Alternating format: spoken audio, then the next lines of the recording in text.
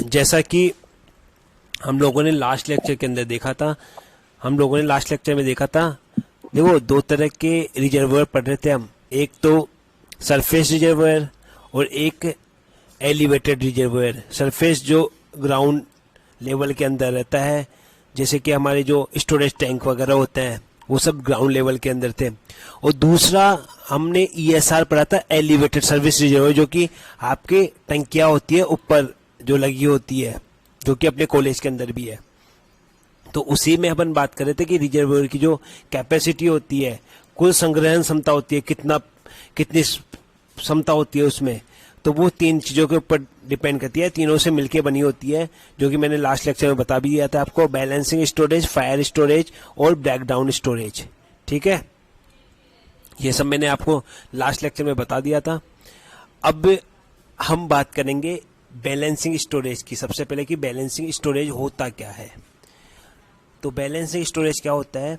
The quantity of water required to be store in the reservoir for equalising or balancing fluctuating demand against constant supply is known as the balancing storage. मतलब कि जो अपने आपूर्ति रहती है, निरंतर जो आपूर्ति रहती है, उसमें जो उतार चढ़ाव ये सब रहते हैं, उस मांग को या उस मांग जो कभी पानी कम की आवश्यकता पड़ती है, कभी ज्यादा की आवश्यकता पड़ती है, उस सारी मांग को संतुलित रूप से संग्रहित करने का जो काम करता है ना, वो क्या करता है, या जो वो मात्रा होती है, उसे हम क्या बोलते हैं? संतुलन भंडारण या बैलेंसिंग स्टोरेज बोलते हैं उसको।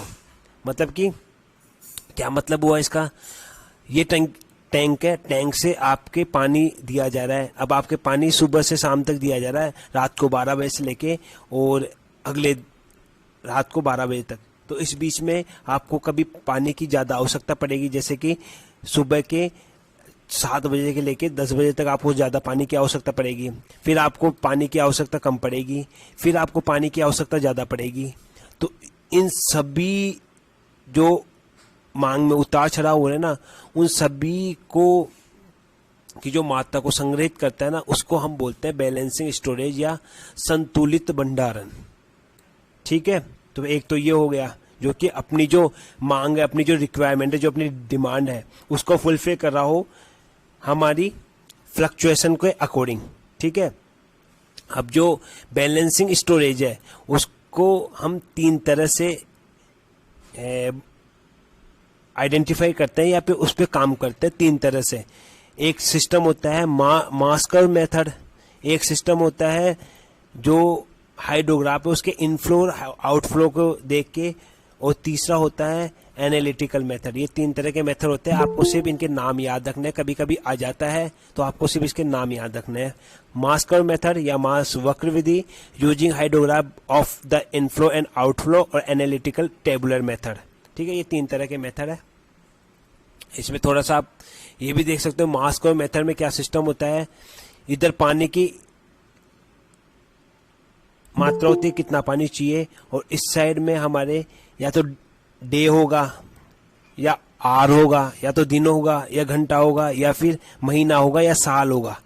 तो इस तरह की सिचुएशन को हम यहाँ पे एक्सिस के ऊपर, और जो मांग होती है उसको वाई एक्सिस के ऊपर फील करके, और फिर उसके अकॉर्डिंग हमारी मांग को एक कर्व के थ्रू डिनोट करते हैं। इसी को बोलते हैं हम मास कर्व, और इस मेथड को बोलते हैं मास कर्व। इसके बाद में आता है ब्रेकडाउन स्टोरेज। अब ये ब्रेकडाउन स्टोरेज क्या होता है? ब्रेकडाउन स्टोरेज, या जिसे अक्सर इमरजेंसी स्टोरेज भी कहा जाता है, पंप, बिजली या किसी अन्य तंत्र की विफलता के कारण उत्पन्न होने वाली आपात स्थितियों से बचने के लिए इसको स्टोर किया जाता है। अब क्या है, सिंपल सी बात है। देखो, ब्रेकडाउन मतलब कि जहां से पानी आ रहा है ना, वो रुक गया, तुम्हारे टैंकर के अंदर सप्लाई नहीं हो रहा है। वो कौन से टैंकर के अंदर? जिस टैंकर से तुम्हें पानी मिल रहा है उसमें सप्लाई नहीं हो रहा है। अब उसमें सप्लाई नहीं हो रहा है और तुम्हें तो सप्लाई करना है पानी। मतलब कि मान लो किसी टाइम पे जहां से पानी टैंक के अंदर भरा जाता है वो तो रुक गया, लेकिन तुम्हें सप्लाई कंटिन्यूस रखनी है। तो उस स्थिति को फुलफिल करने के लिए कौन सा स्टोरेज काम में आता है? वो होता है ब्रेकडाउन स्टोरेज। मतलब जो पानी का टैंक है उसमें सिर्फ यही नहीं कि जो आपको रेगुलर पानी मिल रहा है वही स्टोर होगा ना, उसमें वो भी स्टोर होगा जब कोई ब्रेकडाउन हो जाए, कोई दिक्कत प्रॉब्लम परेशानी हो जाए पंप वगैरह में, उस स्थिति में आपको पानी की सप्लाई कर सके। उस पानी के स्टोरेज को हम बोलते हैं ब्रेकडाउन स्टोरेज। ठीक है, तो कितना बैकग्राउंड स्टोरेज हम यूज करते हैं? जलाशयों की कुल भंडारण क्षमता का 25% या औसत प्रति घंटे की आपूर्ति का 1.5 से 2 गुना मान भंडारण के लिए रखा जाता है। ठीक है, तो ये समझ में आएगा वो बैकग्राउंड स्टोरेज, जब पानी की जहां से पानी मिल रहा है हमें, जिस मोटर या जिस टैंक से, मतलब जिस भी सिस्टम से हमारे रिजर्वोयर को पानी मिल रहा है, उस सिस्टम में कोई खराबी आ जाए, कोई गड़बड़ी आ जाए या फिर बिजली वगैरह नहीं आए, उस स्थिति में भी पानी की सप्लाई होती रहे, उसके लिए जो स्टोरेज बनाया गया है उसे हम ब्रेकडाउन स्टोरेज कहते हैं।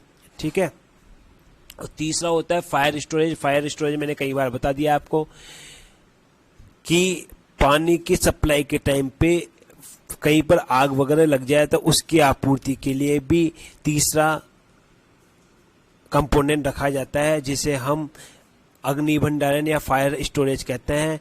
और ये रिजर्वोयर के अंदर या फिर जो भी सप्लाई सिस्टम है उसके अंदर आवश्यक रूप से रखा जाता है। ठीक है, तो इसमें दिया हुआ है a provision of 1 to 4% per day is sufficient to meet the requirement. वैसे तो मैंने आपको बताया हुआ है कि फायर स्टोरेज के लिए या फायर डिमांड के लिए कितनी पानी की आवश्यकता होती है, ये पहले से बताया हुआ है। तो इसमें दिया हुआ है इसके अकॉर्डिंग कि प्रति व्यक्ति 1 से 4 लीटर का पानी का प्रावधान है फायर स्टोरेज के लिए।